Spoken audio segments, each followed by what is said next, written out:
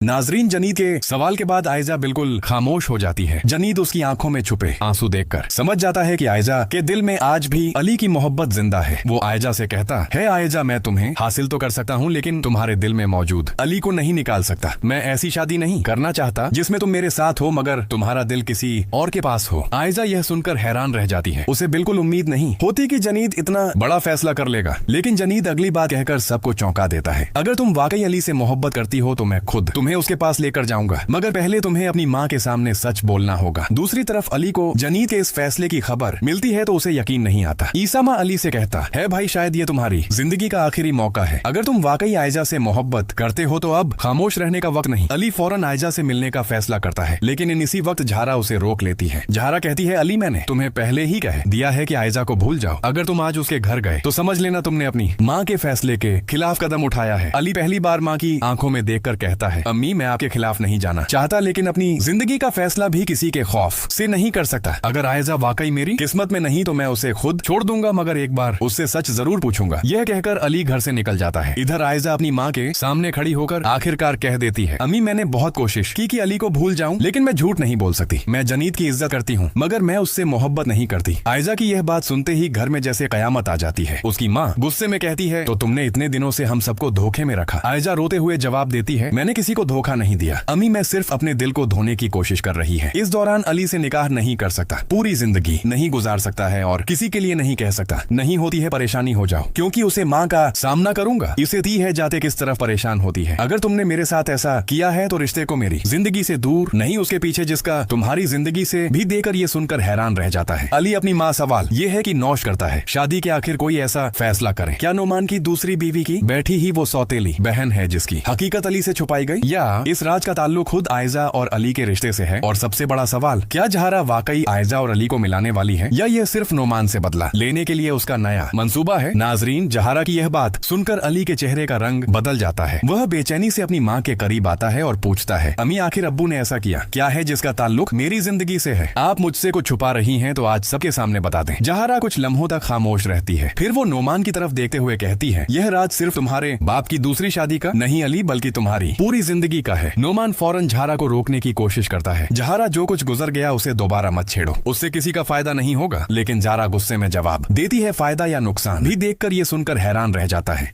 अली अपनी सवाल ये है कि नौश करता है, शादी के आखिर कोई ऐसा फैसला करें। क्या नोमान की दूसरी बीवी की बैठी ही वो सौतेली बहन है जिसकी हकीकत अली से छुपाई गई, या इस राज का ताल्लुक खुद आयजा और अली के रिश्ते से है? और सबसे बड़ा सवाल, क्या जहरा वाकई आयजा और अली को मिलाने वाली है, या यह सिर्फ नोमान से बदला लेने के लिए उसका नया मंसूबा है? नाजरीन, जहरा की यह बात सुनकर अली के चेहरे का रंग बदल जाता है। वह बेचैनी से अपनी माँ के करीब आता है और पूछता है, अम्मी, आखिर अब्बू ने ऐसा किया क्या है जिसका ताल्लुक मेरी जिंदगी से है? आप मुझसे कुछ छुपा रही हैं तो आज सबके सामने बता दें। जहरा कुछ लम्हों तक खामोश रहती है, फिर वो नोमान की तरफ देखते हुए कहती है, यह राज सिर्फ तुम्हारे बाप की दूसरी शादी का नहीं अली, बल्कि तुम्हारी पूरी जिंदगी का है। नोमान फौरन जहरा को रोकने की कोशिश करता है, जहरा, जो कुछ गुजर गया उसे दोबारा मत छेड़ो, उससे किसी का फायदा नहीं होगा। लेकिन जहरा गुस्से में जवाब देती है, फायदा या नुकसान अब मैं नहीं सोचूंगी। नोमान, तुमने बरसों मुझसे हकीकत छुपाई है, अब फैसला सबके सामने होगा। अली हैरान होकर अपने वालिद की तरफ देखता है, अब्बू, अम्मी, आखिर किस राज की बात कर रही हैं? नोमान के पास कोई जवाब नहीं होता।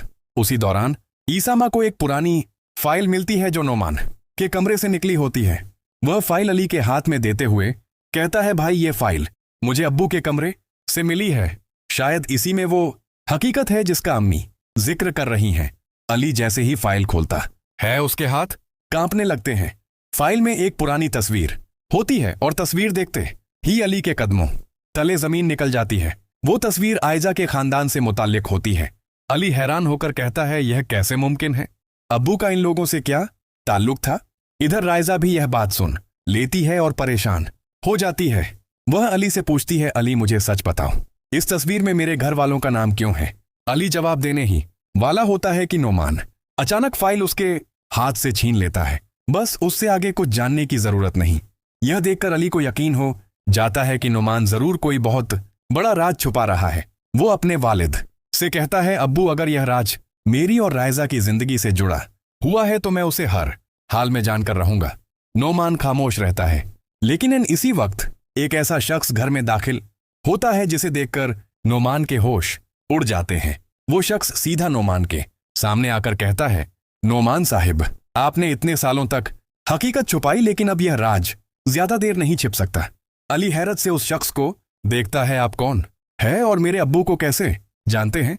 वह शख्स अली की तरफ देखकर कहता है, मैं वह शख्स हूं जो तुम्हारे बाप की वह हकीकत जानता है जिसके बारे में तुम्हारी मां भी मुकम्मल तौर पर लालम है। नोमान के चेहरे पर खौफ साफ नजर आने लगता है।